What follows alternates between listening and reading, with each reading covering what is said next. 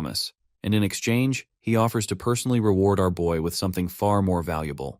But Leo refuses the offer right away. He lets his uncle know that this was a wager between Celia and him, and as long as she retains the Zerdinger name, she needs to take responsibility. The uncle then questions him if he's also willing to let go of the opportunity to learn the Zerdinger's aura breathing method. Leo once again responds with a sassy jab. He believes that an aura breathing method given with the objective of preventing a niece from being humiliated holds no value in being learned. Since Zeiss has no other way around this predicament, he decides to get a little offensive. He questions the boy directly, reminding him that he just declared he would use the direct lineage of the Zerdingers as a servant, and that the Zerdinger aura breathing method is worthless. Leo remains unhinged and unafraid of the consequences about to surround him, simply claiming that what his uncle just said is indeed true. Out of the blue, Uncle's mood softens, and he politely questions our boy if he does not think that what he just declared is impudent and impolite. Leo once again makes it clear that he had no intention of insulting the Zerdingers. He claims that if he were being given the aura breathing technique as a reward for defeating Celia, he would have gladly accepted it. However, he has no intention of accepting it as a bribe just so she can escape the consequences of her loss. You see, if his uncle doesn't want to recognize Celia's defeat, it means they believe she is better than him and simply lost the duel by mistake. But Leo makes it clear that even if Celia had sparred against him in earnest, he still would have won. This leaves Leo's mother even prouder. Her brother is equally fascinated to hear such judgment from Leo. The fact that this kid rejected the offer because he didn't like the way his uncle behaved only highlights how outstanding a child he is. He wishes that a child like this were a Zerdinger. Zeiss then gestures to his knights and orders them to send Celia to the maid's quarters. He turns to Leo and grants him the right to address his uncle without any honorary titles. After that short conversation, Leo parts ways, and Zeiss turns to his elder sister, proudly telling her that once he gets back home, he'll make sure to convince their elder brother so they can teach Leo the mighty technique, Phoenix Breath. Later, the scene switches to Leo's room. The first thing we notice is Celia's totally embarrassed face. She's going bonkers with embarrassment as she claims herself as Celia the maid, who will be in charge of Leo for the next week. Leo is literally enjoying the heck out of it when she calls him like that. Who could have imagined that her usual fancy style would actually suit plain maid clothes so well? And this dress just looks like fire on her. Celia seems annoyed by the way he's praising her, as she knows all too well how beautiful she is. Leo apologizes, as he wasn't intending to offend her with his words, but he admits that he had a certain friend who praised beauty way too much, and that habit must have rubbed off on him. He recalls how that particular friend used to say that the beauty of eternity is unparalleled, and if peace ever returns to this world, he'll spend the rest of his life spreading beauty to everyone. The friend he's talking about is none other than the Dwarven Master Smith, Dweno. Suddenly, Celia's eyes take note of the book Leo is reading, and she curiously inquires about it. Leo explains that he used to read it a lot when he was younger. It's the book known as The Great Hero of the Beginning. Celia remembers how she used to read this book when she was literally 5 years old. Seeing how much he likes this particular book, she walks over to the bookshelf and pulls out another one, mentioning that there are a lot of books about Kyle. In response, Leo claims that many of the great achievements in history are difficult to attribute to any single hero. He believes that many of these accomplishments, which are attributed to one hero, might actually be the result of the collective actions of multiple heroes over time. In short, he is trying to imply that Kyle's achievements have also been attributed to other heroes. But Celia dismisses such thoughts, claiming that Kyle was probably a scammer who tried to take credit for the achievements of the great heroes. At least, that's what most people think. And of course, she's one of them. Naturally, Leo isn't thrilled to hear that all people consider Kyle a phony scammer with zero contributions to the world. He then pushes aside all the talk about Kyle and decides it's time for breakfast before starting his training. Celia quickly gets into character, and just like any maid would, she humbly asks her young master if she could train with him. Outwardly, she's all pleasant and polite, but inwardly, the girl feels a lot of toxic thoughts toward him. Still, she has to play along because she wants to uncover the secret behind his strength. Leo promptly starts walking toward the training hall to fulfill her request. A while later, we see an exhausted Celia on her knees, breathing heavily. After this first round, Leo gives his feedback. During fighting, when her stamina reaches its limit, her reaction speed slows, and more gaps appear between her movements. And when that happens, she leaves herself open, and the same happens with her right now. But Celia isn't sure that abusing her body like this is actually helpful for training. Leo responds positively, because he thinks that young people these days are just too weak. You see, compared to the past, aura techniques have developed considerably, and that must be why people stopped caring about body training as much. Aura allows one to enhance their body strength, and if you train your body, the aura is also enhanced as well. The girl simply doesn't want to be labeled as weak, so she gathers her guts and stands up for another round. Before diving in, she warns Leo that he better stop underestimating her. But her reckless charge backfires when Leo just flings her away with one swing and she crashes to the ground. At this point, she's just frustrated after taking one humiliating defeat after another. Leo then offers her a bracelet, which she quickly extends her hands to grab. Little does she know this bracelet is imbued with weight magic, making it insanely heavy. Meanwhile, Leo flashes a sinister smile as he reveals his sinister intentions. He apparently plans to make her train while she wears this bracelet from this point onward. The next day we see Zeiss also watching them both train. After seeing how much Celia is struggling, the uncle is sure this is going to be a good experience for her. Before going to Lumen, it might be good for her pride to crumble at least once. He then calls out to Leo and gives him some good news that he's thinking of asking the Patriarch to allow him to inherit Phoenix Breath. The mention of Phoenix Breath catches Leo off guard because, as far as he can recall, that's basically the Zerdinger family's origin for the aura technique. He's heard that only people who are recognized within the family can inherit it. Celia also raises her opinion that her father won't allow it that easily. But it looks like Zeiss has figured this much out already. He proposes a condition to Leo. If he passes the Lumene entrance examination, he'll be allowed to learn the technique. Of course, this remark doesn't sit well with Celia because, in her eyes, Leo is just a brat who can't even use aura. And since the Lumene entrance examination consists of actual fights, it's going to be very dangerous for him.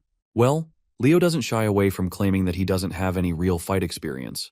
But we all know that's only the case if he doesn't take his previous life into account. Zeiss awaits for Leo's opinion, to which our boy quickly agrees, as long as his parents are okay with this decision. A week passes by and the day of the Lumene entrance examination finally arrives. When they see the prominent figure of Celia Zerdinger among the participating students, everyone is in awe. Meanwhile, Celia throws a jab at Leo, asking if he's feeling nervous. It looks like after spending so much time being a personal maid, Celia has lost herself in the character because she's still referring to Leo with the master title. As they stand there, Gullivan's unmistakable voice catches their attention. He's actually here to see Celia, but he's a little shocked when he notices that Leo is with her. This piece of work throws shade at Leo since he believes that our boy does not belong here, since he doesn't even know how to use aura. At the same time, he tries to greet Celia politely. However, the poor guy is totally ignored by the duo like he doesn't even exist. He gets awkward and tries to remind Celia that he's Gullivan Tratton and he had greeted her when they met last time. But to Gullivan's dismay, Celia doesn't recognize his name and quickly grabs Leo's hand in order to leave the scene. Suddenly, they're called by someone else. It's actually two siblings gracing the scene. The taller one is Abad Llewellyn, hailing from the Llewellyn family, and he's 16 years old. And the shorter girl beside her is Chelsea Llewellyn, 14 years old, and she shares the same family name. While Celia seems to recognize these two, Leo has no clue who they are. Celia explains that they're the Llewellyn siblings, hailing from the same heroic lineage of the Lordran Empire, the children of the Llewellyn family. Celia is particularly fired up because she's not thrilled to see these two. She warns Leo that the Llewellyn siblings will be partaking in the exam with them, so they absolutely can't lose to them. She definitely can't have the Zerdinger clan lose to the Llewellyn family. But this isn't really Leo's concern, after all, he's from the Plav family, not Zerdinger.